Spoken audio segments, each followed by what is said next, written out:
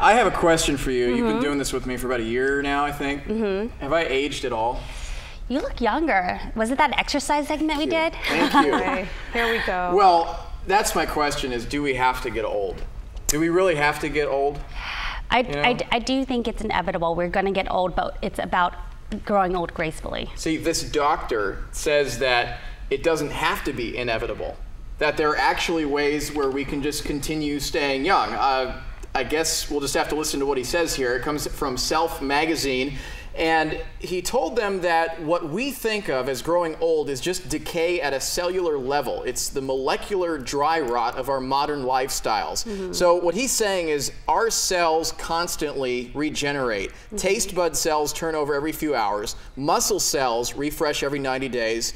On average, you renew about 1% of the cells in your body every day. Those cells come in either stronger or younger the next day, or weaker or older based on the chemical signal they receive. So he's saying if you work out, then your body hears, let's get a little bit younger. And if you sit on your butt, your body hears, okay, let's activate the gray hair and the wrinkles. So he's saying exercise is the fountain of youth. I figured you'd be a good person to ask about this. I absolutely love that study, and it's true. Our cells constantly regenerate. However, we are going to get older. There's no doubt about it. You're going to get older. You're going to pass away one day. But as you know, I have care homes, and I would tell you the residents that grow old gracefully are the ones that walk on a daily basis. And when we saw Christy Brinkley on the cover of People magazine, she was 60 years old. She looks better than most that's incredible. 20-year-olds out there, and a lot of it she attributes to exercise. So everybody exercise today. And I like what he's saying too about the exercise, but I feel like on our shift, Rob, Kiba, Dan, myself, it's the sleep. Yes. If you don't get adequate sleep, then you're not allowing your cells to regenerate like this doctor is saying. So I feel like we are at a disadvantage. There are some disadvantages in having a very poor sleep schedule, but I do know of a lot of people who work nights who are able to work out too. So you just need to figure it out. Try to fit it in. Fit it in. Okay, I also want to talk about this mom. There's a mom who was angry at her kid's school, and so she took to Facebook. And it's really interesting because based on the post that she had on her private page, her son got expelled after the first day of school. Take a listen. The administrator of the preschool checking him in, she's like, well, it's picture day, Will, are you excited? And, you know, he, of course, just went on to class, but I had mentioned that they didn't give enough notice.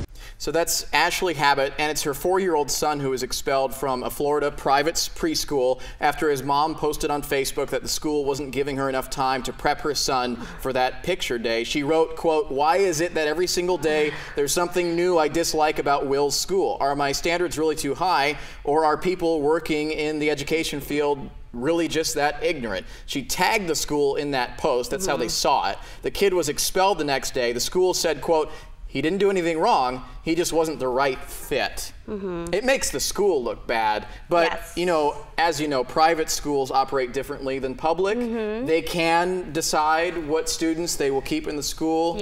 And I think she's in her right to post whatever she wants about the school. Yeah, but don't tag the school. I mean, there's a written agreement that there's a way we communicate, and she obviously passed that. So, I mean, I saw that story. I was a little shocked myself, but when I read the details and seeing that there was some history in the poor communication, I would have to agree with the school. Yeah, I wouldn't post and tag. I think that's just not very nice. But parents should be able to express their frustration. Definitely free speech all the way. Yeah, but there are consequences too. To that free especially speech. with a private school. People need to understand that. Yeah. There are consequences with pregnancies, and I wanted to end What's Buzzing with this. It's a question. It's from ABC's What If series. What if men could get pregnant? What would the world be like? Would our society be better off? So they explored this topic, and the first thing that would happen is you'd have a lot of moody men. Although we would definitely like the part about binge eating and giving into our cravings. We kind of do that already.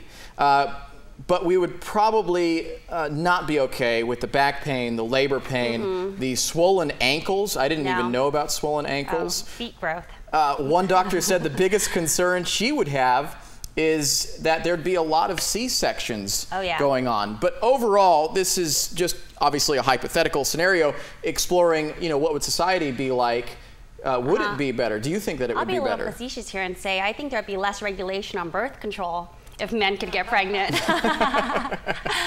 Yeah. And as far as working, we'd see a lot of differences in the working environment. I would have to take time off. Rob would have to take time off. And and you guys would have a better idea of what women go through. You would take some time off, but then you'd still be expected to work, and you'd still be expected to clean and cook and caretake. So I think it would be fun if we can divide all labor. But I definitely think this is a funny, scenario. Well, it's one thing that a husband can never say to his wife, I know what you're going through, because we don't. No, we don't know. And we don't know what you guys go through, so yeah. No, it's pretty easy for us. Wouldn't you say, Kiba, Rob, pretty easy for us? Yeah, Maria, Jeff, thank you both. I've never had kids, so I don't know. Rob, your wife just had one, so you know what it's like living with a pregnant woman. It's a joy, an absolute joy. Perfect answer. Hey, it's tough. Your body goes through so many changes, hormones going crazy. Yeah, it's tough, and I can definitely say I don't know what she went through, but I saw what she went through during birth, and yeah, a huge respect for all women going through childbirth. It's a big deal.